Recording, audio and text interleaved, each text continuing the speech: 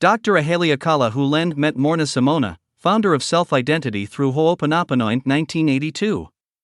He took Morrnah's Ho'oponopono Basic 1 class. From there he continued his Ho'oponopono training and became a close associate of Morrnah. They taught Ho'oponopono together in many countries, including the United States, Canada, Europe, Russia, China, Japan, Egypt, and Israel. After Morrnah passed away in 1992, he became the chairman of the foundation of Inc., which was founded by Morrnah. He continued to give Ho'oponopono classes, lectures, and interviews around the world. Around 2006, Dr. Hew Len engaged Joe Vitale to host workshops with contents essentially his version of Ho'oponopono, but branded as Zero Limits workshops. In 2007, Joe Vitale co-authored with Dr. Hew Len the book Zero Limits. It was in the book that the authors openly linked Dr. Hew Len's teaching to Ho'oponopono and to Morrnah Simeona. The book plays an instrumental role in the spreading of Dr. Hew Len's version of Ho'oponopono, which I hear called the Reinvented Ho'oponopono. Dr. Hew Len's Reinvented Ho'oponopono process is vastly different from the original teachings of Morrnah Simeona. It will take another video to show their differences. But if you have watched the series of Morrnah's original teachings in this channel, the differences should already be apparent to you. Although I am not able to find any public statement by Dr. Hew Len saying that I have reinvented Morrnah Simeona's Ho'oponopono, I believe that's essentially what had happened. Let's go to the tape and learn more about this new version of Ho'oponopono. You ready for him? Dr. Len.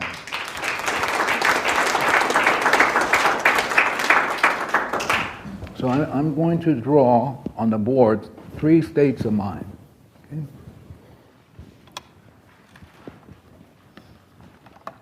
And they tell me I can erase this stuff. So I'm going to draw 3 states of mind. Now the thing I want you to be clear about is that you're always present. The present is you, called zero or the void. So what you want to know is that everything is made from this void. There's nothing so the very essence of your being and of the cosmos is void or zero. So you can only be in 3 states at any given time. So I'm just going to draw this line. Okay? So here you are when you were first created at the beginning of creation, 0. Then the next thing that occurred almost instantly is inspiration. Now if you look at all of science, one of the things you'll find out is science still does not know how life began. So when you look at the genetics of life, you're looking at chemicals, but you're not looking at the essence of it all. So now science is saying, okay, here are the genetics of whatever is going on, but in essence, if you ask the scientists, what is life? Where did everybody's kind of like, I don't know. And then the other state of being, this is called inspiration. This is called inspire. Inspire means to have it drawn in. And then the other one is memory, or data, information. Now I want you to know that this is information. This is info. This is the info, okay? So there are only 3 states of mind, and you belong to all of them. This is you, this is you, this is you. Now when you're inspired, this is coming from the infinite. God, or whoever, whatever you want to call it. So as soon as that comes out of this nothingness, can only come out of nothingness. So when you're at 0, instantly this inspire or this breath comes in. It suffuses the mind. This is directly from the information coming directly from the source. Then what happens is this plays and the mind mimics or echoes. So now inspiration comes down, the mind echoes this inspiration, and it follows it. It can't do anything else but follow this. So the other state is the state of memory. And memory is what Shakespeare calls for bemoan moan. It's a record of a past history, of a past problem, a past occurrence. So it's for bemoan moan. So now your mind, this hits your mind, and your mind mimics this memory, so it replays the memory. So mind follows only two laws. There are only two laws. And if you go to the Bible, the laws are called lords, L-O-R-D-S, but there are only two laws.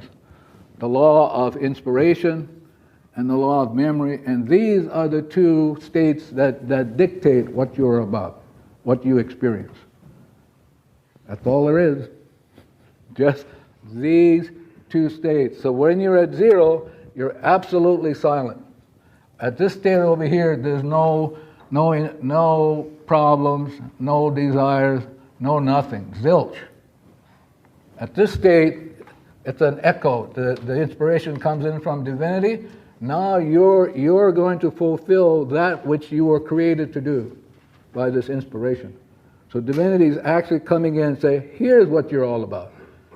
And you'll just follow it. You won't even think about it. You won't even know it. It's a law that you follow. But you cannot serve two masters. You can't.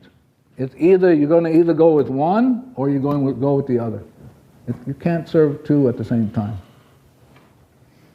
It's important for you to know that. But you're always present. I want you to know. You're always present. You're never not there. This is so profound. You won't, all the training that I got with a PhD, all of the school I went to, it was heavy in statistics, all of that. Now, I'm not saying it was bad, but that's the training I got, but nobody said to me I was 100% responsible. So you see this. Now I'm going to show you what happens here. So now inspiration comes, and you see with the eye of inspiration. You see as God sees, and you're only awed. You go, wow. So now you're actually seeing, because you were blind beginning. This is love. Love is blind. Has no judgment, no right. Doesn't say you have to say love this way, you have to say love. Has none of that. That's all made up stuff. But so when you're yourself, you're blind. So this is why Shakespeare's writing, the tragedies, the comedy, the sonnets are so beautiful, because this is what all of Shakespeare is about. Either you're yourself or you're not. So you read Lear, Hamlet, So here you are, but you're still there. You're blind. That means your mind is absolutely still. It means it has no barriers. You're everywhere and nowhere at the same time. Then out of this void, this nothingness, comes the breath of the divinity, what the Hawaiians call the ha. This is the first word in Hawaii. So Hawaii is really the breath. What it stands for is the breath and the water of the divinity. That's what the word Hawaii means. But there you are. So here's the first state of mind, zero. Here's the second state of mind. And then here's the third state of mind. There's only three states. The intellect can argue all at once, but there's only three states of mind. So now you're seeing out of memory, so you got your shades on. Which means you do not see a divinity would see that person or that situation. And you're stuck.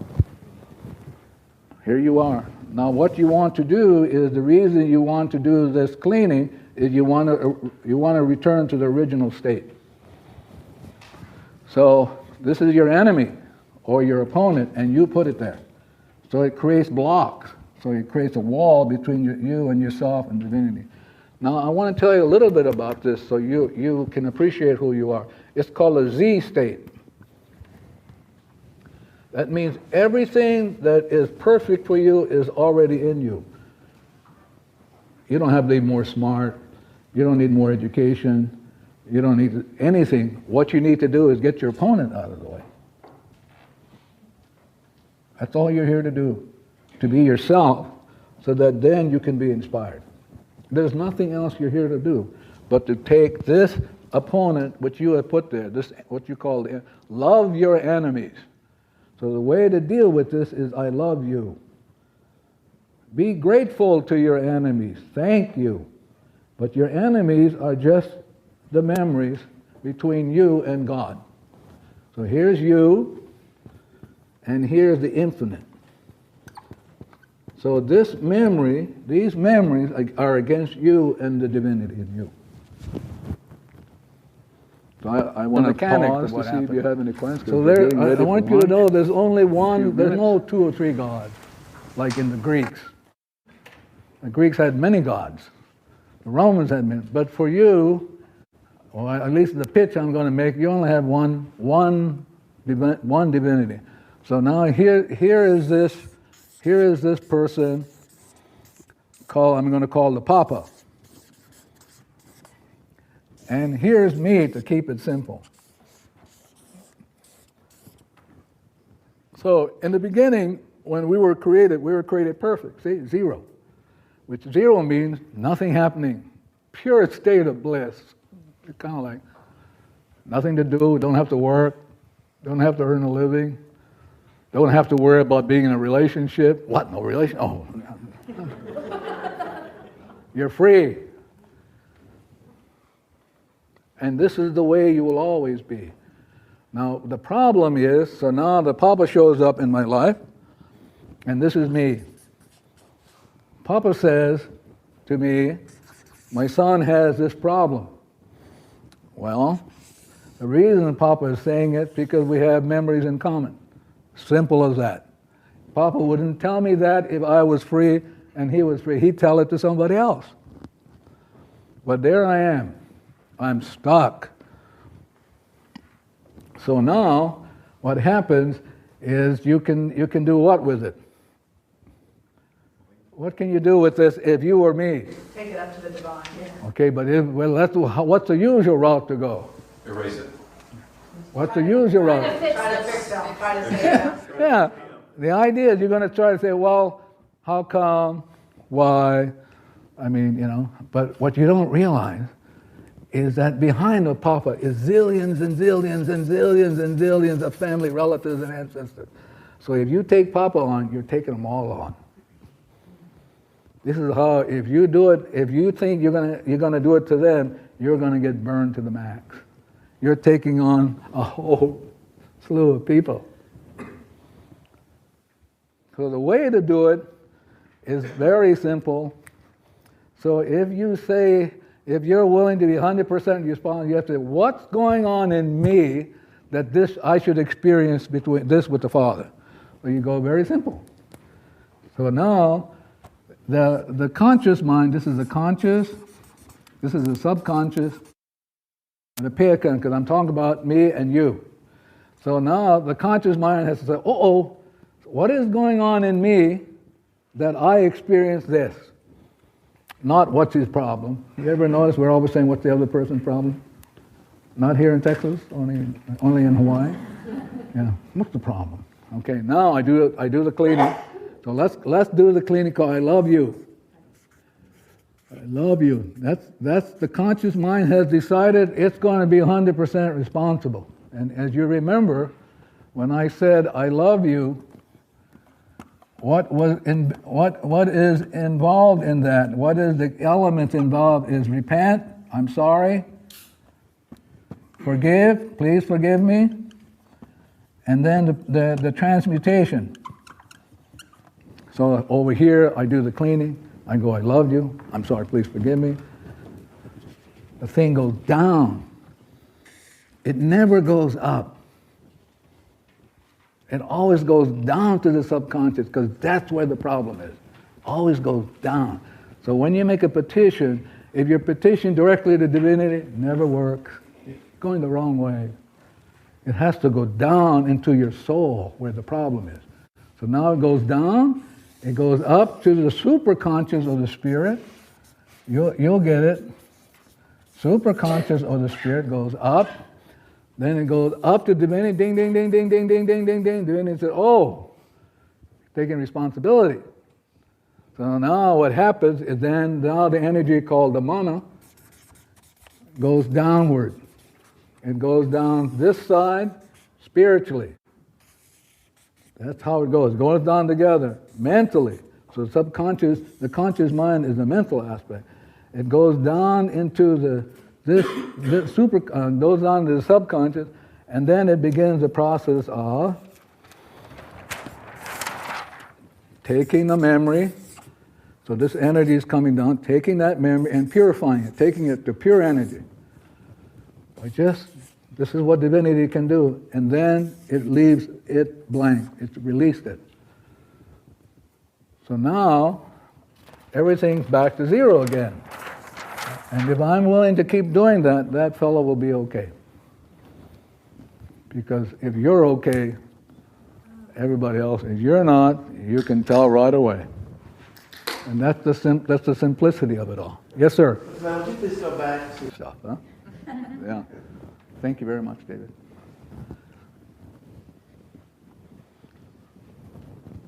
Consumers Report put out a book called How You Can Clean Practically Anything, see?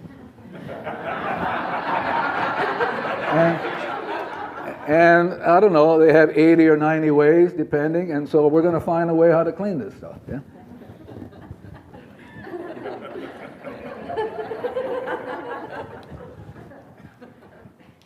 So, I don't want to discourage questions, but anytime you ask a question, that means we're all unclear. All of us.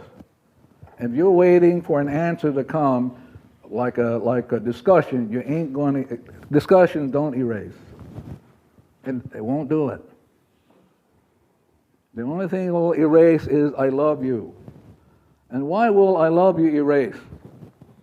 Some of you are doing it. Why does it work? Takes you back to zero? What? I know it. Okay, we got that one. So it takes us back to zero. How does it take us back to zero? So you need to know that. You need to appreciate how you move the whole cosmos by simply saying I love you. How you engage the entire cosmos by saying I love you. But you need to be aware what's involved so you can be awed by this stuff. As opposed to I love you. And you go, oh, is there a faster way? I love you. No, it gotta be I love you, I love you, I love you. But when you say I love you, you cannot believe, you engage the whole cosmos. Anything that's out, the divinity will put in. Will put it back in the rhythm. The whole kit and caboodle. So if the divinity says, I'm going to take that memory out, it's going to take it out of everything. All different galaxies, different dimensions, things you're not even aware of. We'll pull it off. So the idea is I want you to appreciate the fact that as being a divine being at zero, you have enormous power by saying I love you. But you need to know how it works so you can appreciate it. So I want to come back. Yes, ma'am. We get to clean now. I love you. Thank you. Don't just sit there like a lump in a log. Yeah. Yes, ma'am. It connects me to the divine.